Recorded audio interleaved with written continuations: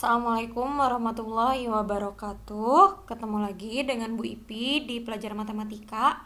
Hari ini kita akan membahas mengenai checkpoint 11, gradien dan persamaan garis lurus. Untuk gradien dan persamaan garis lurus, kalian harus mencatat 5 tipe atau 5 rumus gradien. Nanti penerapannya berdasarkan soalnya ya. Jadi untuk setiap soal mohon diperhatikan ciri-cirinya dan rumus yang bisa digunakan. Kemudian Ibu akan mengajarkan rumus persamaan garis juga, nanti kita bahas ke soalnya. Tipe pertama, untuk gradien itu ketika kalian menemukan gambar seperti ini, garis miring kemudian ada gridnya. Ya, ada gridnya. Saat Ibu grid dulu seperti ini. Oke. Ibu bikin gridnya dulu. Kalau kalian nanti menemukan soal yang seperti ini, cara pengerjaannya nanti akan Ibu jelaskan ya. Nah, misalkan contoh ya, seperti ini cukup. Misal, berapa gradien garis tersebut? Maka kalian tinggal menggunakan rumus atas bawah. Oh, bukan atas bawah, maaf ya, Ibu sukanya bilangnya naik turun aja. Naik atau turun, kemudian kanan atau kiri. Jadi kalau naik dia positif, kalau turun dia negatif, kemudian kalau ke kanan dia positif, kalau ke kiri dia negatif. Maksudnya apa sih dan gimana cara pakainya? Pertama, kalian harus nentuin titik start dulu. Start itu selalu di sebelah kiri ya, baik itu kiri bawah atau kiri atas, pokoknya di sebelah kiri startnya. Dan finish selalu ada di sebelah kanan. Mencari gradien itu kayak kita nyari jalan dari start menuju finish, harus kemana dulu. Kalau untuk gambar ini berarti harus naik ya. Naiknya berapa? 1, 2, 3, 4, 5. Naik 5 berarti positif 5 per. Kemudian ke kiri atau ke kanan menuju finish? Harus ke kanan. 1, 2, 3, 4, 5, 6, 7, 8, 9. Berarti plus 5 dibagi plus 9. Jadi jawaban gradiennya 5 per 9. Atau yang kedua masih di tipe 1 ya, menggunakan kaidah tangan. Coba angkat tangan kalian membentuk huruf P. Manse ya, naik tangan kanan kalian ke atas, juga tangan kiri. Kemudian coba miringkan. Untuk gambar yang ini, kaidahnya kalau dia miringnya ke kanan atau seperti tangan kanan kalian itu jadi positif, kalau miringnya ke kiri dia negatif. Kemudian tinggal Y per X. Y itu apa? Y itu adalah sumbu yang tegak ya, seperti sumbu Y, kemudian X itu yang mendatarnya. Jadi tegaknya berapa, datarnya berapa gitu. Cuman penentuan positif negatifnya tergantung tangan kalian. Contoh, M, kalau yang ini berarti miringnya ke kanan ya, kanan, maka dia positif, langsung aja tulis positif. Y, yang tegaknya berapa? Coba yang tegak tuh 2, 3, 4, 5. Kalian mau pakai yang sebelah kiri atau sebelah kanan nggak masalah ya, yang penting tegaknya berapa gitu. 5 per X nya berapa? Yang datarnya 4, 5, 6, 7, 8, 9. Mau pakai yang bawah yang atas nggak masalah, pokoknya dapat 9 karena positifnya dari tangan kanan. Seperti itu, jadi jawabannya sama ya. Terus gimana misalkan kalau gambarnya seperti ini? Nah, ada gambar seperti ini. Biasanya kalau siku-siku kalian harus paham dulu triple Pythagoras ya. Ada triple Pythagoras tipe pertama 3, 4, 5. Kemudian ada 5, 12, 13. Kemudian 7, 2, 4, 2, 5. Kemudian 8, 15, 17. Kemudian 9, 40, 41. 11, 60, 61. 12, 35, 37. Yang terakhir 20, 21, 29. Ya, misalkan di sini 29, kemudian ini 21. Berapa di sini? Maka ketika melihat triple Pythagoras di sini kita tentukan 20.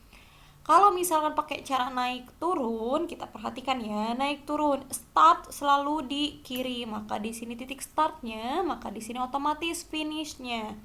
Dari start menuju finish harus kemana? Harus turun. Ya, turunnya berapa? 20. Berarti M min 20 ke kiri atau ke kanan? Ke kanan, berarti positif 21. Maka gradiennya min 20 per 21. Selesai. Kalau misalkan pakai kaidah tangan kiri dan kanan, perhatikan, miringnya ke mana? Seperti tangan kiri kalian, berarti ini miringnya ke kiri, maka gradiennya langsung M negatif. Selesai ya. Kemudian yang tegaknya 20, yang mendatarnya 21. Selesai. Ternyata jawabannya tetap sama. Tipe kedua, kalau misalkan kalian menemukan kartesius, ini khusus ya di koordinat kartesius, ada sumbu X, sumbu Y, maka kalian bisa menentukan gradiennya dengan rumus M min Y per X. Ini sumbu Y-nya, ini sumbu X-nya. Misal ibu punya garis seperti ini, ada titik 0,7, ini min 6,0. Maka tentukan titik di sini berapa Y-nya. 0,7, X-nya 0, Y-nya 7, berarti 7 min 6,0, berarti titik di sininya min 6, Y-nya 0. Maka gampang sekali untuk menentukan gradiennya. Min, tulis dulu jangan lupa Y-nya 7 per X-nya berapa? Min 6. Min 7 min 6, positif dibagi positif, negatif bagi negatif jadi positif ya, 7 per 6.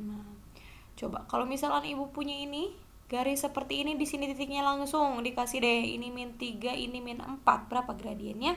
M sama dengan min Y per X. Min, jangan lupa tulis dulu ya.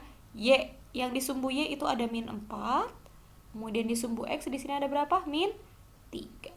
Oke, min 4, positif 4 per min 3. Boleh ditulis juga min 4 per 3. It's okay, sama aja ya. Kemudian yang ketiga, ketika kalian menemukan X dan Y, AX tambah BY sama dengan C. Kalau di bilangan kayak gini lah, 7X tambah 10Y sama dengan 14 misalnya ya. Ketika kalian menemukan X dan Y di kiri semua ya, maka kalian bisa meneruskan gradiennya itu dari rumus M min A per B. Selesai. Hati-hati, A itu koefisien dari X, B itu koefisien dari Y. Jadi kalau misalkan seperti ini ya, dibalik 4Y min 7X sama dengan 28. Siapa A-nya? A-nya koefisien dari X min 7. B-nya siapa? Koefisien dari Y 4. Maka M-nya min A per B. Min A-nya berapa? Min 7 per B-nya 4. Min 7 positif 7 per 4. Seperti itu. Ini rumus ketiga. Tipe keempat sekarang, tipe keempat. Kalau misalkan Y-nya sendiri ya, Y-nya jomblo, maka gradiennya itu hanya koefisien dari X. Jadi misalkan Y 2X plus 3. Selesai ya, berarti M-nya itu yang mana? Yang ini ya, 2. Selesai. Kalau misalkan 2Y sama dengan 8X plus 16 gimana? Ya bikin Y-nya jomblo ya. Kalau Y-nya mau sendiri berarti kita harus bagi 2. 2 dibagi 2, 1Y, 8 bagi 2, 4X, 16 bagi 2, 8. Mana gradiennya? Yang ini. Selesai ya. M-nya 4. Ini tipe keempat. Kemudian tipe kelima. Kalau misalkan ada 2 titik, 1,2 dan 7,4 misalkan, tentukan gradiennya.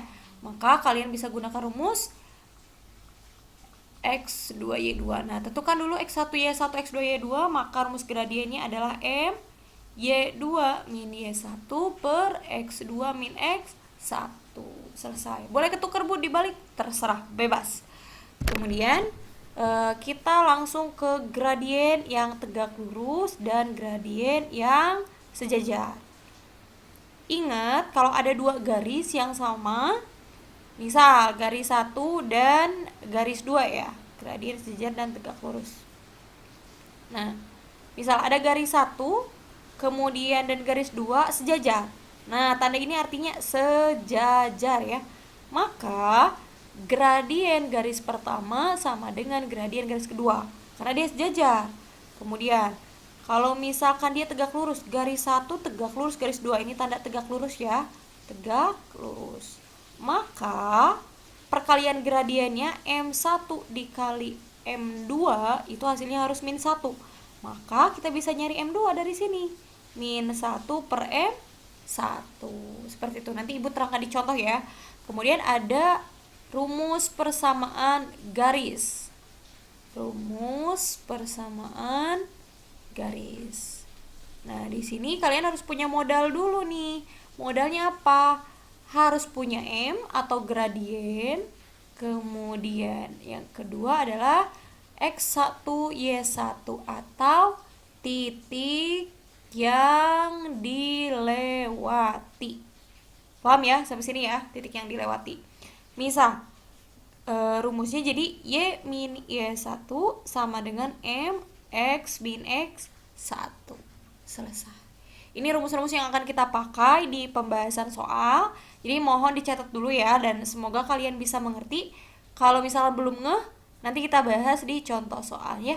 Silahkan dicatat terlebih dahulu, nanti Ibu akan menuju ke contoh soal dan soal. Terima kasih. Assalamualaikum warahmatullahi wabarakatuh.